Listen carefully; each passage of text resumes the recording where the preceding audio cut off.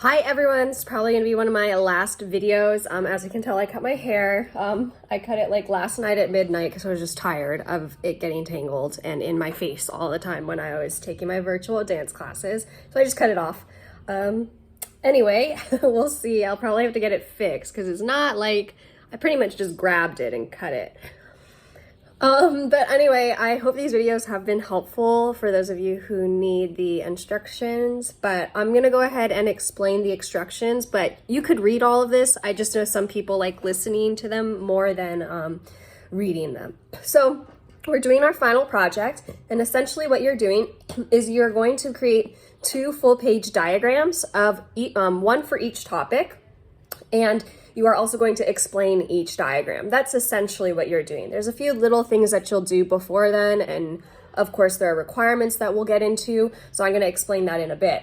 I wrote out the instructions and steps, so if you follow those steps, you should be pretty good to go. I would say make sure you understand the instructions as soon as possible. That way, if you have questions, you can ask me in advance. So first of all, you're titling your diagrams. I should know what topic you're doing based off of the title. If I have to figure it out, then I will deduct points. I don't have time for that. So please just make sure the title, you can literally just copy the title that I put for your topic. It should be on 8.5 by 11 printer paper, so nice white paper. I don't want to see anything on lined paper here. And each diagram is going to be 1 full page, so take up the whole space. After that, you're going to find there's this thing called the inspiration board, and that's a separate assignment in Teams. And honestly, what all the inspiration board is, it's not that hard. You're going to paste in any pictures that you might want to use as reference for your diagram. So I don't expect you to come up with this diagram, off the top of your head. Obviously, you're looking at other things online, you're pulling from them, and you're putting them all together. So what I should really see is basically just a bunch of pictures, and they can be the screenshots from the video you took, or maybe you Google image stuff, or maybe you find sources that have images in them, and you're just gonna paste them into the document. That way, when I look at your final project, I could be like, oh, I can see how this part came from this diagram and this part came from that diagram. And you're not just copying one diagram all the way through, though you may be copying some of the elements of that diagram. That is fine. Underneath or on just somewhere on there, like of each picture, just put the URL. No need to make an APA citation here. Just copy the URL in there. That way I know where you got it from. That way you have a link for it. You're gonna upload that inspiration board separately into Teams as its own assignment. So after you've done that, of course, now you've collected all your information, you've looked at a lot of different diagrams, that's your inspiration, you're gonna create your diagram. I expect these to be hand-drawn unless you have special computer illustration skills, which I know some of you do. If you wanna show that off, if you prefer working in that modality, feel free to let me know and you can do that option. But for the most part, everyone should be working on piece of paper. The idea is I kind of wanted to get you away from your screen again. I know we've been spending so much screen time. So that's basically it. Then, hold on. Okay. You're gonna draw your large, okay, then you're gonna draw your large diagram. These should be hand-drawn, blah, blah, blah, and I said that already. So, you're also gonna draw one zoom in of your diagram. I gave you an example of what that might look like in the instructions that I uploaded. So, what that looks like is the zoom in, it's like, here's a big diagram of like pollution in Los Angeles. And basically a zoom in could be like, okay, I'm gonna zoom in. You could either zoom in on molecules, atoms, or protons, neutrons, and electrons. One of the things we use these diagrams for is to illustrate things that we cannot see, right? And I can't see molecules, atoms, protons, neutrons, electrons. So this is what you're diagramming, and that's your tie into chemistry.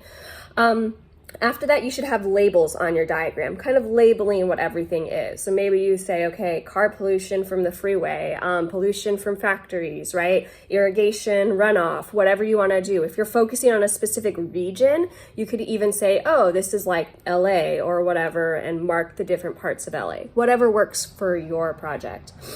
So once you're done creating your diagrams, you're going to write 350 words minimum. That's like a little over a page double spaced. So I'm not trying to make it super long here because the diagram is the most of the work. And you're just basically explaining your diagram and your topic. So you don't need to go anything outside the scope of your diagram unless you want to include additional interesting information in there. So your diagram should be fully explained by your explanation. Blah, blah, blah. And you're doing 350 words for each one. Please don't go over 2 pages. I don't have time to read that much. And you can you can be effective with your words, right? Don't just run on forever. It's not fun for me to have to do that. It's not fun for you to have to write either. So after you've done that, highlight any vocab words that you think are new, that were maybe new to you when you started this project. And you're going to create a glossary, and that can be just like a document at the end, okay? You're gonna just highlight the words in your writing and then define them later. So the definition should not go in your writing. After you've done your glossary, you're gonna write 3 check for understanding questions. So that's 3 for each topic. And the check for understanding questions means I could go into your writing, find the answers to those questions and answer them, kind of like in a textbook, right? And then after that, you're gonna write 2 open-ended research questions for each topic, right? So what are some things you could explore further?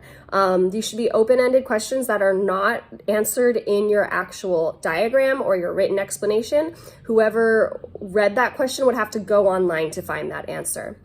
And then you're going to attach your works cited in APA format. That includes the videos that you used. And Citation Machine or EasyBib should be able to do all of that for you. After that, you're going to submit your diagrams, writing portions, APA works cited into Teams, as well as your glossary, and then you're done for the year. So that's pretty much it. I know it's a hefty one, but there was a lot of information that I was supposed to cover the second semester, including basically like all of these topics, which as you can imagine is going to be very hard for me to do. I know that typically Earth and Space Sciences are not taught in chemistry classes, but I will let you know that the standards, the California and the national standards have changed for science classes. And they include these things. So that means we will be tested on them, and that means that you need to know these things. And if you're not being taught them, then how will you know how to answer them? Another big part of the standards is creating models and diagrams, and that's kind of why we're doing this. So I didn't just like make this up to give you guys work. They actually tie into the standards, something that you might see. On top of that, I think it's really important to be able to diagram out what you want to explain to somebody, even if it's not for chemistry, just so that you can explain your work and you understand what goes into making a diagram or a model. And then I also think that a lot of these topics, very obviously have real world applications. So I didn't want to just like sit here and do equations with you during quarantine and have you watch lessons, because it's not as applicable, I think, as this. On top of it, there's the whole research aspect of this, which is basically how you learn something after school, right? So I want to make sure that you have the tools you need to learn about a topic that you're interested in, even after you graduated high school and college. That's pretty much it for me. I know it's a long video this time, but it is a long project. If you have questions, again, please let me know. I will let you know I have been taking a break from watching TV just because I need to get away from my screens. But honestly, I've just been playing a lot of video games, just a lot of stupid phone games because I got a new phone.